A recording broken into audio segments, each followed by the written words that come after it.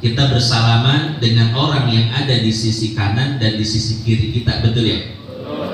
Bahkan sebagian kita berdiri dan membuat barisan, sallallahu ala Muhammad sallallahu alaihi wasallam. Kira-kira bagaimana hukum bersalaman setelah sholat? Boleh atau tidak? Bismillah. Bapak Ibu yang dimuliakan Allah, kita masuk poin yang pertama, yaitu keutamaan bersalaman. Lihat di dalam hadis riwayat Imam Abu Dawud dan hadis riwayat Imam Tirmidzi. Kata Nabi, ma min muslimaini yaltaqiyani fayatasaffahani.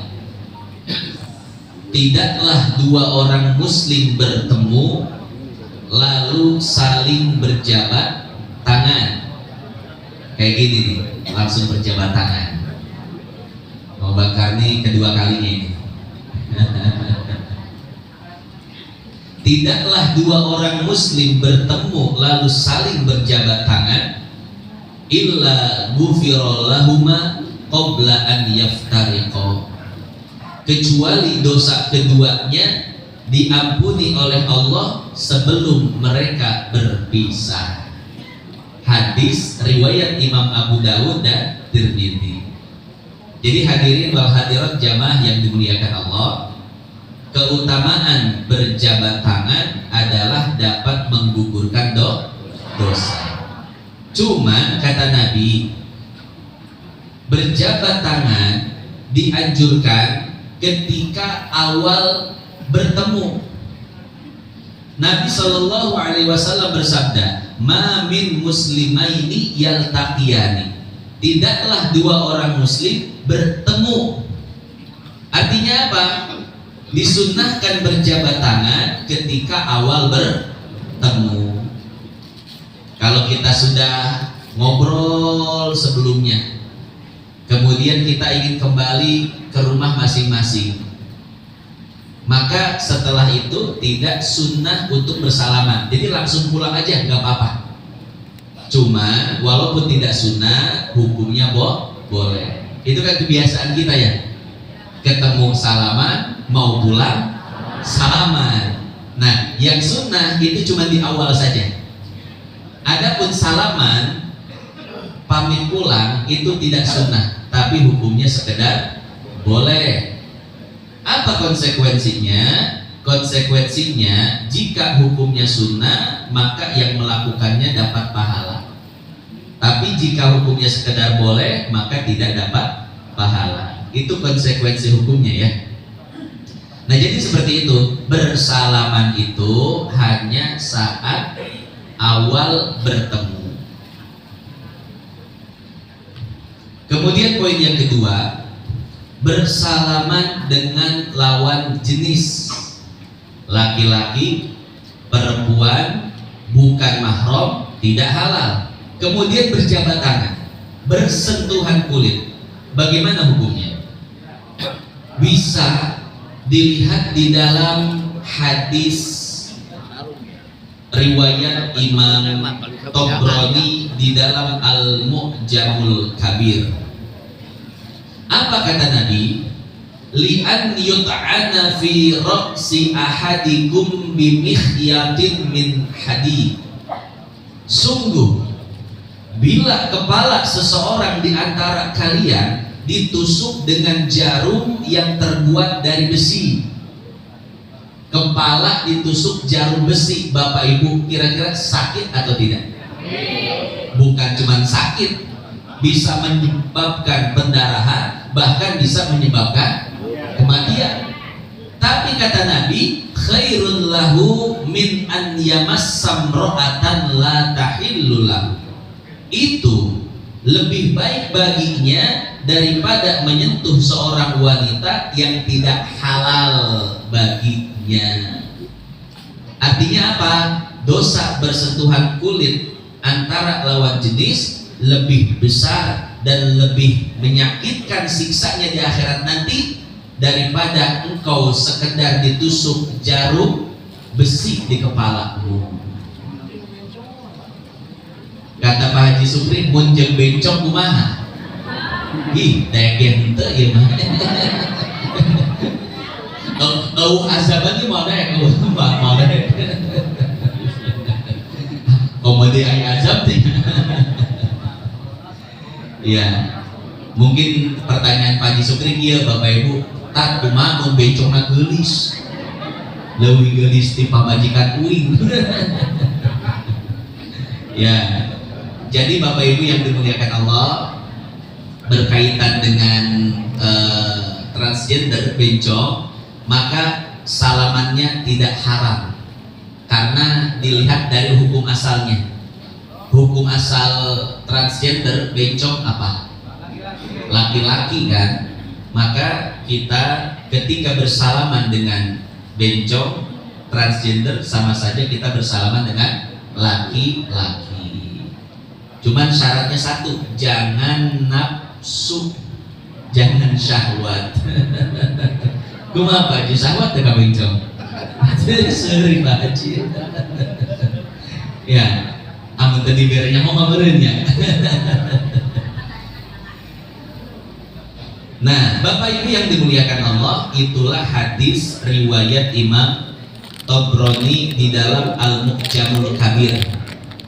Hadis ini kata para ulama memberi isyarat bahwasanya bersentuhan kulit dalam konteks ini berjabatan tangan antara laki-laki dan perempuan bukan mahram, tidak halal, maka hukumnya haram, tidak boleh. Makanya PR kita itu kita harus tahu mana mahram kita dan mana yang bukan mahram kita. Coba Bapak Ibu, mahram definisinya apa? Mahram itu man haruma alaihi nikahuhu, orang yang haram dinikahi olehnya. Itu definisi mahram. Cuman di Indonesia mahram itu bahasanya apa? Muhrim ya. Padahal yang betul itu mahram, bukan muhrim. Kalau muhrim itu adalah orang yang sedang ihram haji atau ihram umroh. Ya, itu namanya muhrim. Sedangkan saudara yang tidak boleh kita nikahi namanya mahram. Nah, jadi definisi mahram adalah orang yang haram kita nikahi. Siapa aja Bapak Ibu mahram kita? Orang tua, anak, saudara perempuan, paman, bibi, uwa, dan lain sebagainya. Itu dibahas di dalam kitab-kitab fikih, salah satunya kitab Matan Abi Syuja dan kitab Al-Miftah Liba bin Nikah. Cuman kita nggak bahas itu, ya. Kita akan bahas, maksudnya tidak membahas secara rinci, kita akan bahas secara sekilas saja, ya. Jadi yang menjadi mahram kita adalah orang tua kita, baik ayah ataupun ibu. Kemudian nenek, kakek kita ke atas. Yang kedua yaitu anak kita, baik anak laki-laki atau perempuan. Ini pada konteksnya masing-masing ya. Kalau bapak berarti anak perempuan, ibu berarti anak laki-laki beserta seluruh keturunannya. Kemudian adik dan kakak kita. Kita punya adik perempuan, kakak perempuan, adik kandung atau adik tiri, semuanya adalah mahram kita. Bagaimana dengan adik ipar? Kira-kira adik ipar mahram atau bukan? Hadirin jamaah yang dimuliakan Allah, adik ipar bukan mahram kita. Berarti adik ipar itu boleh kita nikahi, cuman dengan syarat jika hubungan pernikahan kita dengan kakaknya sudah selesai. Kita punya istri, nauzubillah, tapi jangan kita dicontohnya.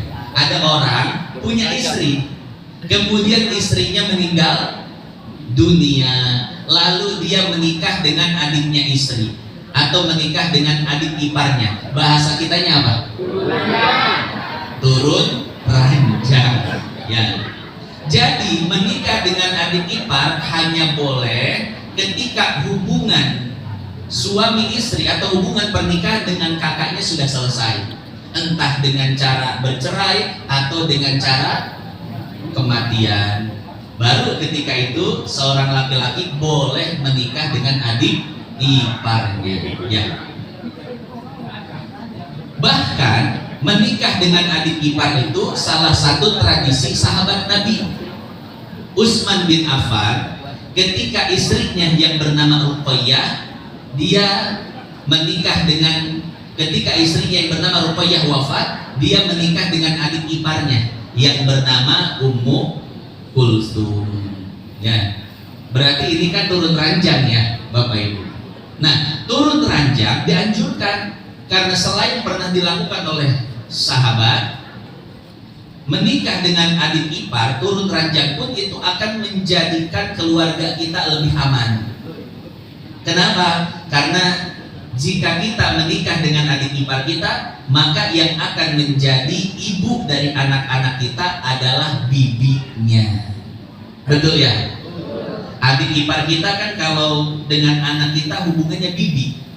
Betul. Maka ketika anak kita memiliki ibu tiri yang memang dia adalah bibinya, insya Allah rumah tangga kita aman-aman saja. Kenapa? Karena keponakan dengan bibinya pasti sudah kenal dan sudah sayang. Jadi rumah tangga kita aman-aman saja tuh, baik-baik saja, tidak akan ada masalah ya. Atau tidak ada adik ipar karena mungkin istri kita bontot, nggak ada adik ipar, stok sudah habis, sold out semuanya. Tapi istri punya keponakan, berarti keponakan ipar ya. Keponakan ipar sama, bukan mahram juga, dia boleh dinikahi. Kapan? Ketika hubungan pernikahan dengan kakaknya, dengan bibinya selesai. Seseorang istrinya meninggal dunia, kemudian dia menikah dengan keponakan istrinya, itu boleh, bahkan dianjurkan. Sayyidina Ali bin Abi Thalib ketika istrinya yaitu Fatimah Zahra wafat, maka beliau menikah dengan keponakan Fatimah. Siapa? Yang bernama Ruqayyah. Jadi Sayyidina Ali menikah dengan keponakan iparnya Ruqayyah. Kalau nikah sama adik ipar kan turun ranjang istilahnya. Kalau sama keponakan ipar apa istilahnya? Geser ranjang apa? Turun agak ke kiri lah ya. Ya. Nah, ketika seseorang menikah dengan keponakan iparnya, maka yang akan menjadi ibu dari anak-anaknya adalah sepupunya. Betul ya? Kan keponakan ipar dengan anak si laki-laki itu jatuhnya jadi saudara misah, jatuhnya jadi sepupu. Nah, ketika yang menjadi ibu tiri adalah sepupunya, insya Allah rumah tangga aman. Kenapa? Karena sepupu dengan sepupunya sudah saling kenal dan sudah saling sayang. Ya.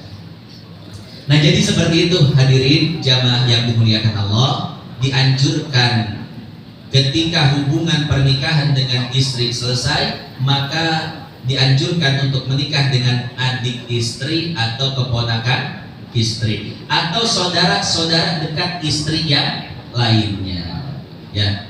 Kenapa? Karena selain itu tradisi sahabat itu pun memberikan hikmah yang luar biasa untuk keluarga kita. Lain cerita kalau seandainya seseorang menikah dengan wanita yang sebelumnya tidak pernah kenal dan belum pernah sayang dengan anak-anaknya. Cari yang perawan lagi, yang muda lagi, yang sepantaran anaknya. Akhirnya dia menikah dengan perempuan yang sebelumnya belum kenal dengan anaknya. Nah, ini khawatir Bapak Ibu, ketika anaknya memiliki ibu tiri yang sebelumnya apa? Belum pernah kenal, Belum pernah sayang, khawatir terjadi masalah di dalam rumah tangganya. Takutnya rumah tangganya kayak rumah tangga Indosiar. Tahu Bu rumah tangga Indosiar? Yang dikit-dikit nangis, dikit-dikit nangis karena ibu tiri yang begitu kejam. Ya. Ketika anak tirinya nangis, maka biasanya ada lagu Rosa. Ku menangis.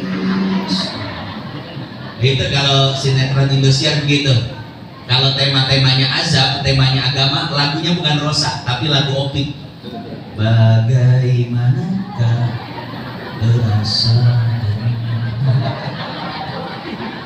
Ustaznya Hawa sok maturan umi saya nilai Indosiar. Bapak Ibu yang dimuliakan Allah, ya. Jadi PR kita adalah harus tahu mana mahram kita dan mana yang bukan mahram. Kenapa? Agar kita bisa menentukan siapa orang yang boleh bersalaman, berjabat tangan dengan kita, dan siapa saja yang tidak boleh berjabat tangan dengan kita. Karena kalau sampai kita tidak tahu, maka khawatir masuk dari ancaman hadis tadi. Kata Nabi, kepalamu ditusuk dengan jarum besi itu lebih baik daripada engkau bersentuhan kulit dengan wanita yang tidak halal bagimu. Artinya apa? Merupakan dosa besar. Hati-hati ya Bapak Ibu yang dimuliakan Allah. Kemudian selain dianjurkan menikah dengan ipar, maka harus pula hati-hati dengan ipar. Ini bapak-bapak Pak ya, bapak hati-hati dengan ipar. Di dalam Sahih Bukhari, sahabat pernah bertanya pada Nabi, ya Rasulullah, afara'aital hamwa, bagaimana pendapatmu tentang ipar? Apa kata Nabi? Alhamdu al-maut.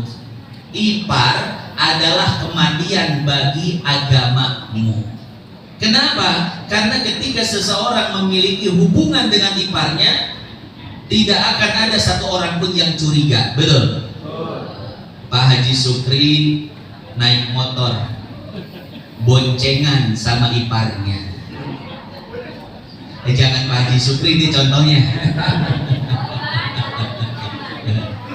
Yang lain aja contohnya. Ada orang boncengan sama iparnya. Ketika seseorang boncengan dengan ipar, maka orang-orang di sekitar bilang apa? Wajar, dia mah adiknya, dia mah iparnya. Orang akan mewajarkan, Pak. Padahal bisa jadi mereka berdua punya hubungan terlarang. Betul? Satu mobil berdua, orang bilang wajar, dia mah iparnya. Padahal khawatir di balik itu semua ada hubungan terlarang, dan itu banyak terjadi di kalangan yang jauh dari agama. Orang-orang yang gak kenal agama, jarang ngaji, itu banyak mengalami hal seperti itu. Ipar dengan iparnya ternyata punya hubungan. Biasanya kakak iparnya itu laki-laki, udah mapan, punya mobil, gaji gede, ganteng. Kemudian ada iparnya, ya cantik, agak-agak centil gitu, dikit-dikit, Kak anterin aku ke kampus, Kak anterin aku ke Gramedia misalkan. Yang namanya orang Pak, keseringan berduaan, keseringan boncengan naik motor, keseringan berduaan di mobil, keseringan berduaan jalan, lama-lama check in. Walaupun cuma di Oyo yang semalam 50.000, yang kipas anginnya kadang WC-nya mampet. Ya, gue tahu baik Ustaz katanya. Lah namanya Ustaz ada ya. Iya. Ya, namanya Ustaz itu manusia katanya. Seolah-olah saya udah ngelakuin, Pak. Astagfirullah. Sungguh kejam ibu-ibu ya. Saya Saya tahu Bapak Ibu nama obat-obatan, nama narkoba, tahu saya. Bukan berarti saya pemakai, bukan.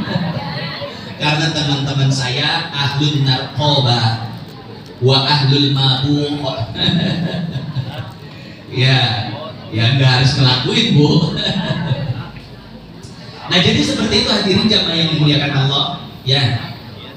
Jadi sesoleh apapun seseorang, yang namanya bisikan iblis itu lebih kuat daripada keimanan seseorang. Kenapa? Iblis udah hidup ribuan bahkan jutaan tahun lebih tua dari manusia. Tahu sisi lemah manusia, Pak? Adik ipar kita dengan istri kita mukanya 11-12. Bedanya apa? Istri kita udah turun mesin karena anaknya udah 17. Sementara adik ipar kita SMA masih seger. Betul ya? Lagi saking centil-centilnya, dandan lagi saking kenceng-kencengnya. Betul. Ngelihat kakak ipar punya mobil, ganteng, duit banyak, baik, perhatian, Masya Allah. Khawatir ya Bapak Ibu. Makanya